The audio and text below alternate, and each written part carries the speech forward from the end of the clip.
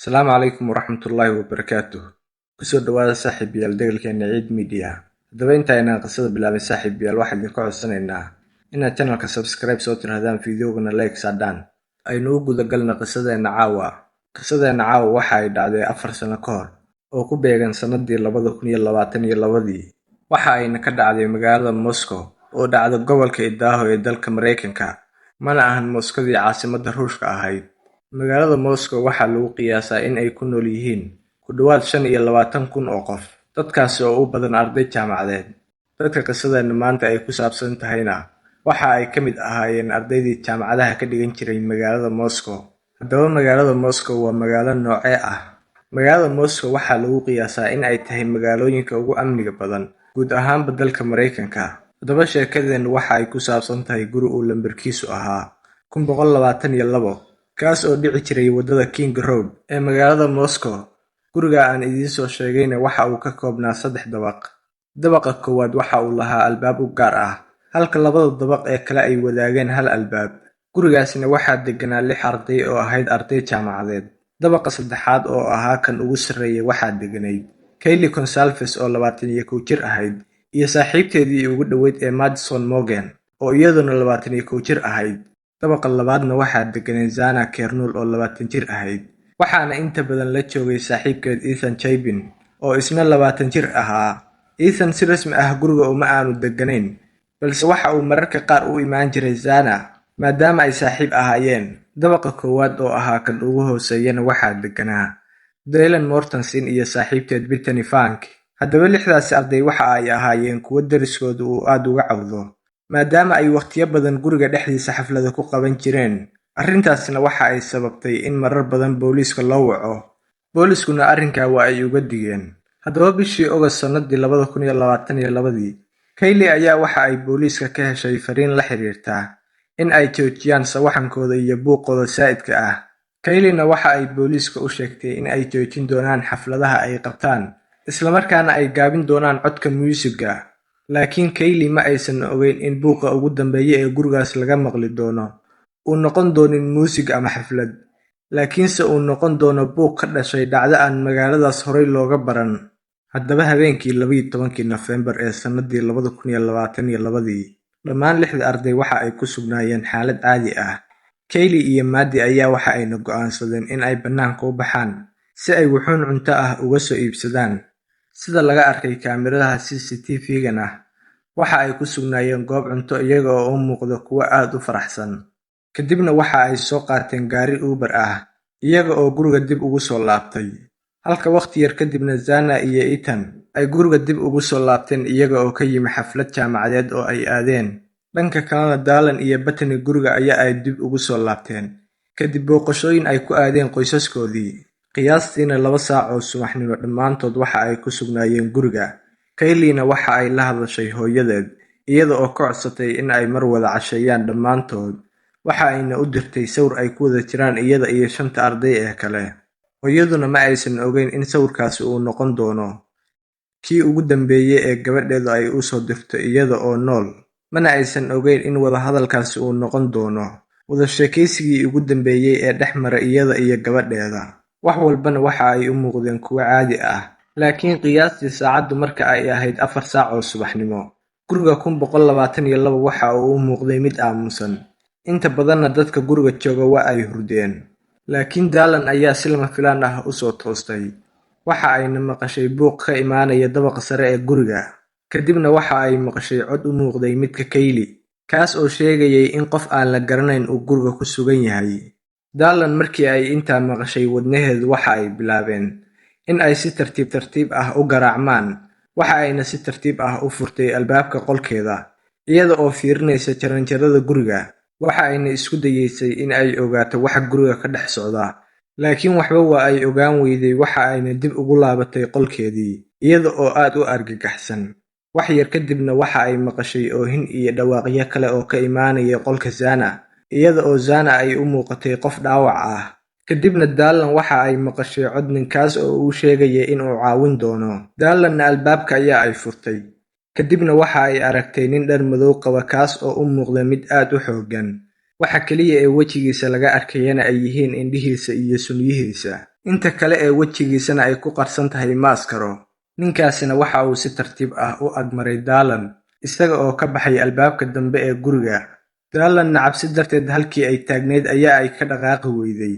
In muddo ah kadib Daalan qolkeedii ayaa ay soo xiratay, waa ayna isduuduubtay.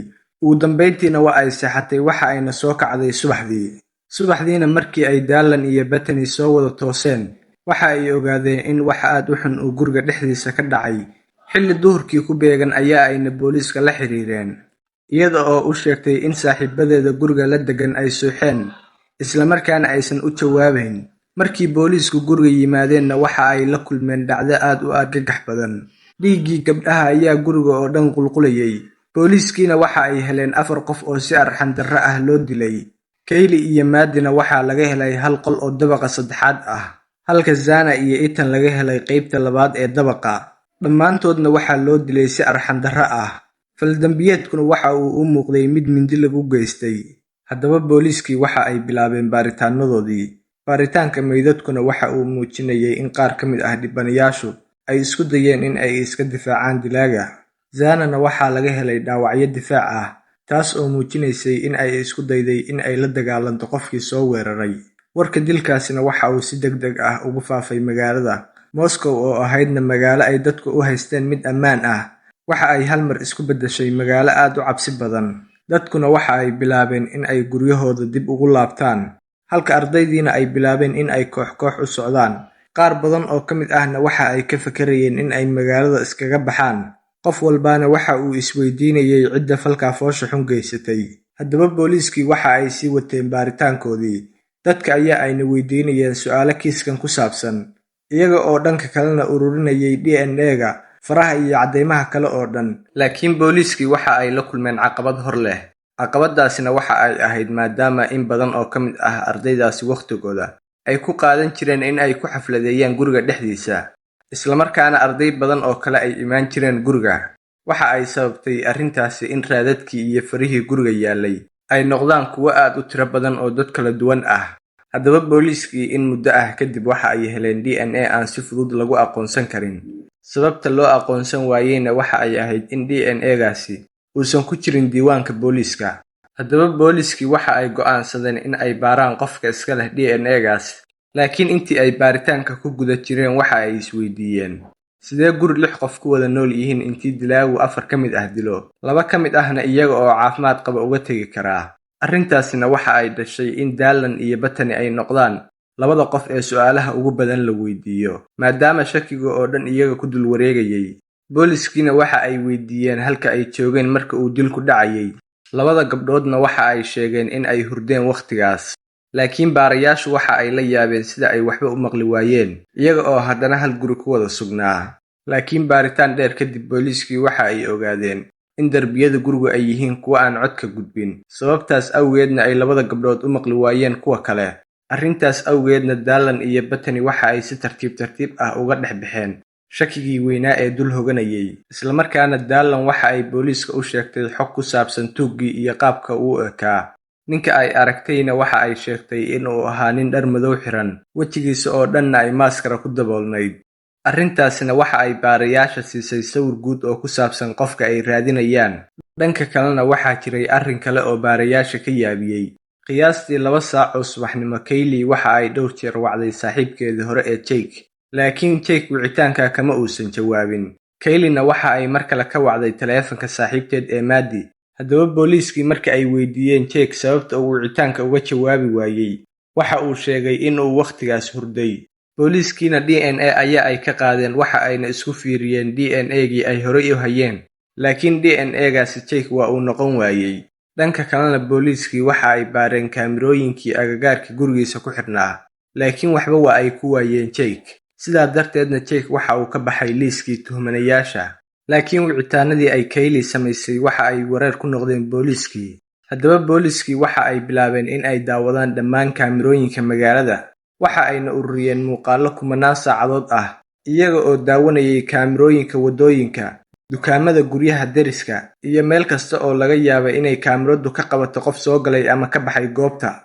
Ugu dambeynna booliiskii waxa ay heleen muuqaal muujinaya gaari noociisu yahay Hyundai Elantra, gaarigaasina waxa uu ku wareegayay agagaarka guriga xilligii uu dilku dhacayay, waxa ayna u muuqatay in qofkii gaariga watay uu si gaar ah ula socday goobta. Haddaba booliiskii waxa ay bilaabeen baaritaankii gaariga, laakiin dhibaato hor leh ayaa soo wajahday. Dhibaatadaasina waxa ay ahayd in kumanaan gaariga la mid ah laga isticmaali jiray magaalada, laakiin dambi-baarayaashii ma aysan quusan, waxa ayna shacabka ka codsadeen in ay la raadiyaan gaari noociisu yahay Hyundai Elantra, kalarkiisuna uu yahay caddaan. Haddaba ugu dambeyntii gobolka Pennsylvania ayaa laga helay gaari leh astaamihii gaarigii la raadinayay. Gaarigaasina waxaa iska lahaa nin lagu magacaabi jiray Brian Koberger, kaas oo ay da'diisu ahayd 28 jir. Haddaba booliiskii markii ay baareen magaca Brian waxa ay ogaadeen in uu yahay qof shahaadada masterka ka haysta cilmiga dambiyada iyo cadaaladda. Waxa uuna yaqaanay sida DNA-ga loo baaro, sida caddeymaha loo ururiyo iyo weliba qaabka dambiilaha loo raadiyo. Dhanka kalena waxaa jiray hal shay oo dambi-baarayaasha indhahooda soo jiitay. Arrinkaasina waxa uu ahaa in Brian uu baaray su'aalo ku saabsan dambiyada iyo dilalka. Haddaba baarayaashii waxa ay bilaabeen in ay si qarsoodi ah ula socdaan dhaqdhaqaaqa Brian. Intii ay baaritaanka ku hayeenna waxa ay ogaadeen in mararka qaar uu gurigiisa saqda dhexe ka baxo. Waxa ayna sidoo kale arkeen in uu aad uga taxadaro nadiifinta gaarigiisa gudaha iyo dibaddaba. Haddaba booliiskii waxa ay go'aansadeen in ay baaraan qashinka uu dibadda u soo saaro xilli uu guriga ka maqan yahay Brian. Ugu dambeyntiina booliiskii DNA-ga farihiisa ayaa ay ka heleen qashinkii, waxa ayna u qaadeen xaruntii dambi-baarista. Haddaba natiijadii markii ay soo baxday, baarayaashu waxa ay heleen caddayntii ay sugayeen. DNA-ga laga helay qashinkana waxa uu xiriir la lahaa DNA-gii laga helay goobta dembiga. Ugu dambeyntiina booliiskii maadaama ay haysteen caddayn ku filan, waxa ay soo jarteen warqad waaran ah oo ay ku soo qabanayaan Brian. Aroortii hore ee 30kii Diseembar 2022 ciidamadii booliisku waxa ay weerareen gurigii Brian, waxa ayna soo qabteen ninkii cabsida iyo jahwareerka ku riday magaalada Moscow ee Brian Koberger. Haddaba booliiskii waxa ay baareen taleefanada iyo kombiyuutarada Brian, waxa ayna ka dhex heleen xog muujinaysa inuu toddobaadyadii ugu dambeeyay ku sugnaa agagaarka gurigii dhibanayaasha dilka loogu geystay. Waxaa kaloo la ogaaday in habeenkii dilku uu dhacayay uu taleefankiisa damiyay, kadibna uu dib u shiday xilligii dilku uu dhacayay waqti u dhow.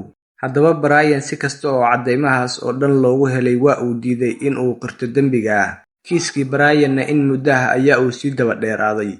Qoysaskii 4 dhibane iyo shacabka magaalada Moscowna waxa ay sugayeen in cadaaladda la horkeeno Brian.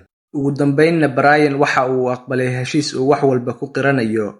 Heshiiskaasina waxa uu meesha ka saarayay suurtagalnimada xukun dil ah loogu xukumi karo Brian, isaga oo beddelkeeda qiranaya dambiyadii uu galay oo dhan. Ugu dambeyntiina Brian maalintii maxkamadda wax walba waa uu qirtay, laakiin ma uusan sheegin sababta rasmiga ah ee ku kaliftay in uu dilka geysto. Haddaba ugu dambeyntii Brian waxaa lagu xukumay 4 xukun oo xabsi daa'in ah, iyada oo dhanka kalena aan loo ogolaan doonin sii dayn shuruudaysan. Haddaba saaxiibayaal, qisada nacaaw halkaas ayay noogu egtahay. Fadlan ha hilmaamina subscribe-ta. Wassalaamu calaykum waraxmatullaahi wabarakaatuh.